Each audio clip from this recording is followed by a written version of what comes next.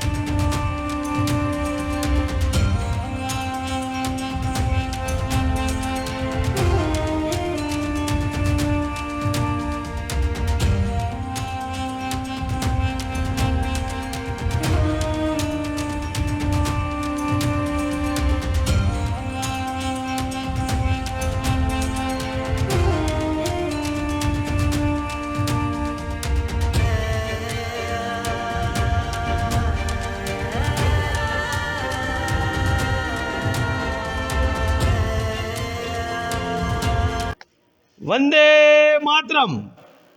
ભારત માતા કી જય. આજે 75મા ગણતંત્ર દિવસે આ ગણતંત્ર દિવસ આપણે દરેક વર્ષે ધ્વજવંદન કરીએ છીએ, પરંતુ આપ સૌને અને સમાજને અને ગુજરાત અને ભારત દેશના લોકોને કહેવા માગું છું કે ગણતંત્ર દિવસ આપણે ઉજવીએ છીએ, ધ્વજવંદન કરીએ છીએ, પરંતુ આ જે પ્રજાસત્તાક દિવસ એના માટે આપણા વડીલોએ, વડવાઓએ, જેમ કે મહાત્મા ગાંધી, લાલ બહાદુર શાસ્ત્રી, સુભાષચંદ્ર બોઝ, સરદાર વલ્લભભાઈ પટેલ જેવા અનેક જે શક્તિશાળી લોકો હતા, જેમણે અંગ્રેજોને આપણા દેશમાંથી ભગાડ્યા હતા અને આપણને આઝાદી અપાવી. એટલે આજના દિવસે આપણે એક જ સંદેશ લઈએ કે જે રીતે એ સરદાર વલ્લભભાઈ પટેલ હતા, મહાત્મા ગાંધીજી હતા, જવાહરલાલ નહેરુ હતા, કે એ લોકોએ શહીદ ભગતસિંહ હતા, એ લોકોએ એક થઈ અને જેમ આ અંગ્રેજોને આપણા દેશમાંથી હાંકી કાઢ્યા, એ જ રીતે આપણે ભારત દેશના લોકો એક રહીએ, નેક રહીએ અને સમાજ સુધારના ખૂબ સારા કામ કરીએ. એ જ આજના દિવસે સંદેશ છે. ખાસ કરીને એ કહેવા માગું છું કે આ જે જગ્યા ઉપર આપણે ઊભા છીએ તે જગ્યા ઉપર શ્રી સૌરાષ્ટ્ર લુહાર સુથાર જ્ઞાતિ હિતેચ્છુ મંડળની વાડજ શાખા છે અને એ વાડજ શાખામાં આજે એક ટીમ તરફથી જે ધ્વજવંદનનો કાર્યક્રમ નાના ભૂલકાઓને સાથે રાખીને કરવામાં આવ્યો અને આ જ મંડળના અમારા માનનીય ટ્રસ્ટી શ્રી કાંતિભાઈ રણછોડભાઈ પીઠવા, સૌરાષ્ટ્ર એન્જિનિયરિંગવાળા, તેમના હસ્તે ધ્વજવંદન કરવામાં આવ્યું અને તેમના દ્વારા પણ એક સંદેશ આપવામાં આવ્યો કે નાના દીકરા દીકરીઓ ખૂબ ભણે અને આગામી દિવસોમાં આપણા પોતાના ઘરને, અમદાવાદને, ગુજરાતને અને ભારત દેશને આગળ લઈ જાય તેવી એમની અપેક્ષા એમણે વ્યક્ત કરી. ભારત માતા કી જય. વંદે માતરમ.